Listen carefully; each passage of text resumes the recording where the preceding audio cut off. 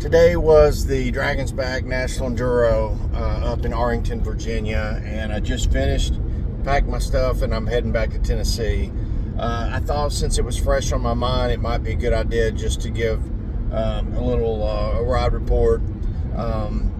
So I'll kind of start through that. So first about the weather getting started. So Saturday, late in the day, maybe I think around close to 6 o'clock p.m., there was some spot rain and it was a torrential downpour.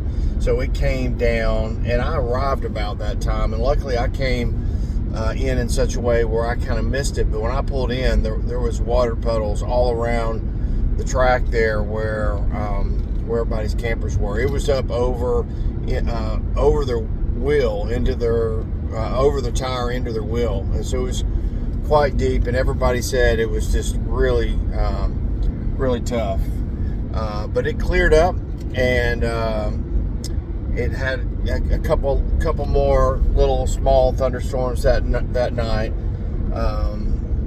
but today during the whole race there was no rain. It was clear. There was no dust whatsoever.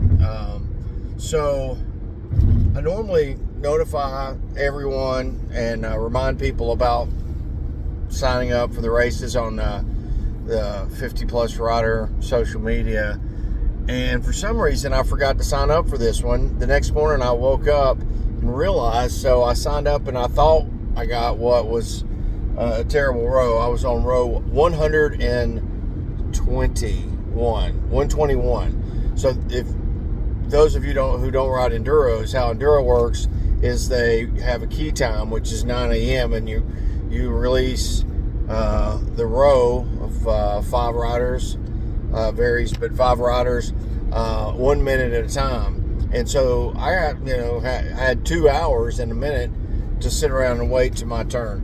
So the good thing this time is that the rain had the trail kind of saturated, and so my friend Chris Dorn was on row 2, which normally you would think would be an awesome row, but he came back and said it was so slippery, very slick, very slippery, and it was torture. It was really rough. It was exhausting. If anybody's ridden when it's really, really slippy, oh God, that doesn't sound right. It was.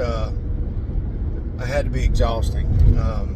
So by the time I got there on row 121, it wasn't. It was, it was still technical, and but we had more traction, so I didn't have to fool with the rough stuff. So I don't know where the sweet rows were. I would say probably, after 40, 40 to 70 might have been better row. Our row, there was quite a bit of ruts. The ruts were pretty deep. There were some rough areas. So all in all, I was happy. I was fine with my row, and some good guys on my row and around me. One of them gave me a gooey on the last section. I don't know if I could have finished it without. I was so exhausted, and that was nice to have that and get a little energy into my system. And luckily I had plenty of water for the day. But I'll start in the beginning. So when I got there, took off, I was able to get a pretty quick start out, leading our group into this section, and it was a 9.5 mile section, and I was riding. I felt good. I felt I was riding really well, but I was also pushing real hard. I don't know. I have a tendency, if I start off and ride really, really hard, and I don't take a break, or I don't, I have a problem with arm pump. It seems like when I just ride hard, especially in a 9.5 mile section, I'm just riding real hard, I get arm pump really bad. And so I got it really bad. I could hardly hold on to my bike, and I was trying to shake my hands and massage them every chance I could get, but it was tough. I made it through. Challenging section for sure. Lots of back and forth, some tight. I can tell where the mud would have been terrible. We had pretty good traction, but it was a great enduro trail. I mean, you want a challenging trail, and it was a heck of a way to get started. I know for folks who maybe don't ride a lot of tight stuff, that might have been a shock taking off with 9.5 miles of that getting started. But that was great. Second section, I'll just go ahead and say I don't think I'm going to necessarily right now be able to remember every detail about all the different sections, but I will say that the second section and all of them were a typical, Dragon's Back enduro, where it's nice, technical trail, challenging. There was a lot of log crossings. If you don't like log crossings, there's always a long way around, but you're going to lose a lot of time. And so there was quite a bit of small, medium, and some large logs.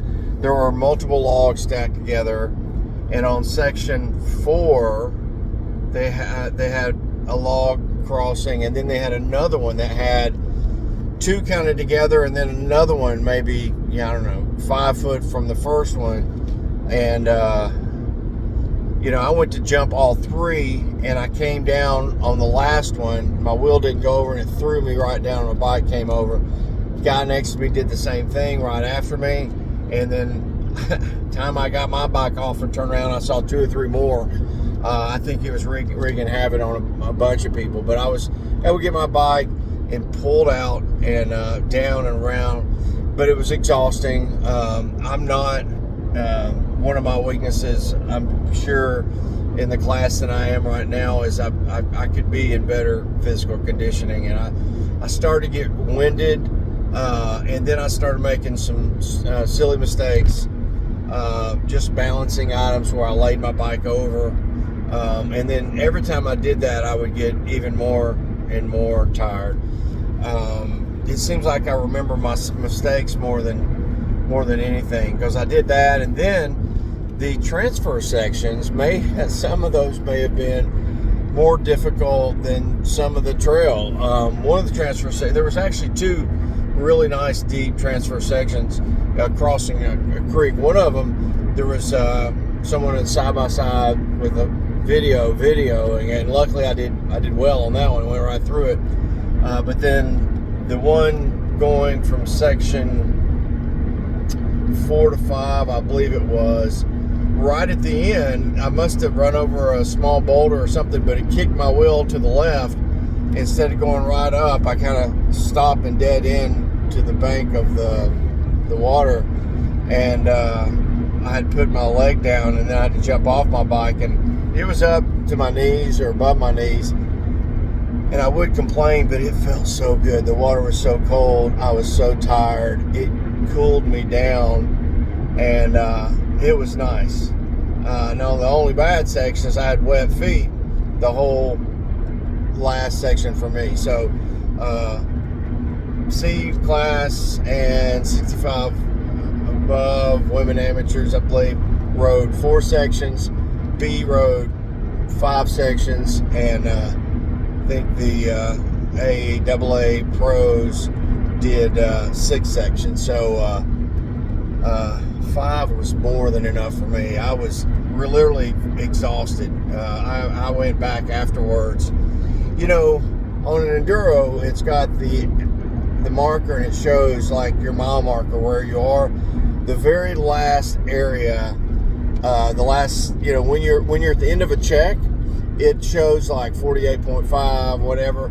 Well, the best sign I saw all day was 48.5. That was the very last one. And when you see that you've just got a little bit to go and you're finished, they're going to check you coming out of that section. And so when I saw that number after 5, I was ready for it. So very physically exhausted, and I made it back and had some snacks and laid down and rested for a little bit before I packed up and left. But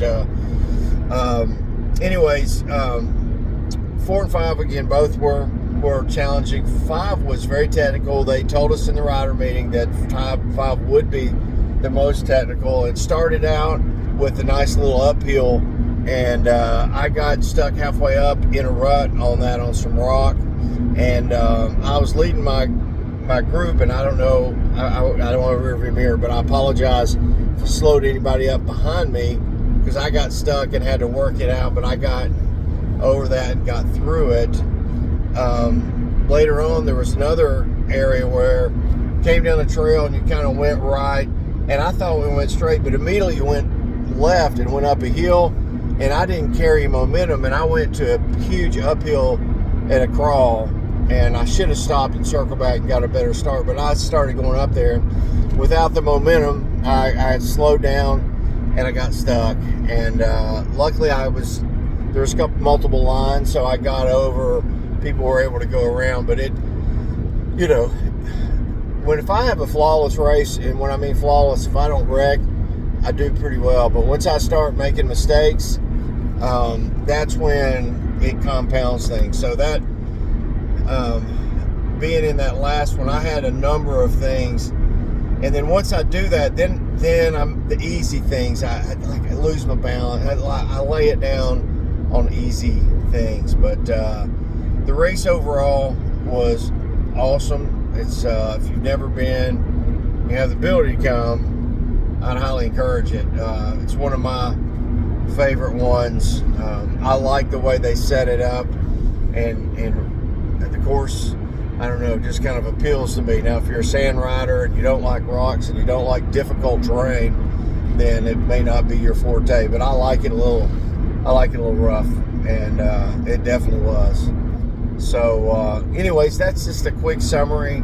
I know there's more things I could get in. I could probably tell you about things that happened to people I was riding with and all that, but I'm not going to get into all that. That's probably enough for now. But anyways, next race is Cherokee, and I'm on row 3 for Cherokee. So I was not going to snooze through and forget to sign up for this one. So I'm looking forward to riding Cherokee on row 3. Anyways, have a good day. Thanks for listening. Bye.